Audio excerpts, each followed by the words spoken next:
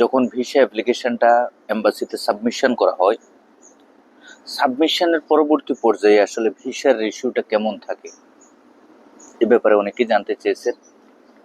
এখানে পরিষ্কার একটি কথা যে আপনার ভিসা অ্যাপ্লিকেশনটা যখন এম্বাসিতে সাবমিশন হবে, সাবমিশন হওয়ার পরবর্তী পর্যায়ে আপনার কিছু ডকুমেন্টস, বিশেষ করে আপনার ওয়ার্ক পারমিট, কোম্পানির অন্যান্য যে সাপোর্টিং ডকুমেন্টসগুলা, নথিপত্র, এগুলো যদি একবারে সুন্দরভাবে স্পষ্টভাবে যদি আপনি সাবমিশন করেন এবং আপনার কোম্পানি ঠিক থাকে, আপনার ওয়ার্ক পারমিট ঠিক থাকে এবং আপনার যে দেশ থেকে আপনি সাবমিশন করতেছেন, আপনার ব্যক্তিগত যে সমস্ত ডকুমেন্টস আছে সেগুলো যদি সঠিকভাবে সুন্দরভাবে আপনি সাবমিশন করতে পারেন, তাহলে আপনার ভিসা নিশ্চিত।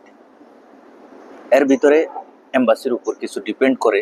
যেমন ধরেন, কিছু কিছু ভিসার ক্ষেত্রে, কিছু কিছু ভিসা ক্যাটাগরির ক্ষেত্রে, অনেক কোম্পানিতে লোক নিয়োগের ক্ষেত্রে এম্বাসির তরফ থেকে যদি আপনাকে ইন্টারভিউ দেওয়ার মতো প্রয়োজন বোধ মনে হয়, অবশ্যই কিন্তু আপনাকে ইন্টারভিউ দিতে হবে।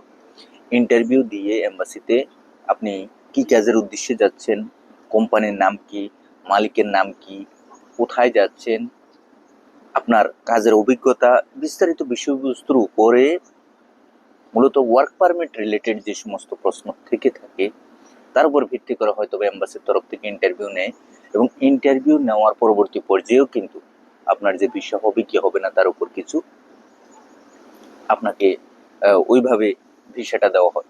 সুতরাং ভাই, ভিসা অ্যাপ্লিকেশন সাবমিশন করার পরবর্তী পর্যায়ে আপনার কাগজপত্র, ডকুমেন্টস থেকে শুরু করে আপনার ইন্টারভিউ থেকে শুরু করে সম্পূর্ণ সবকিছু যদি ঠিক হয়ে থাকে, অবশ্যই আপনি ভিসা পাবেন।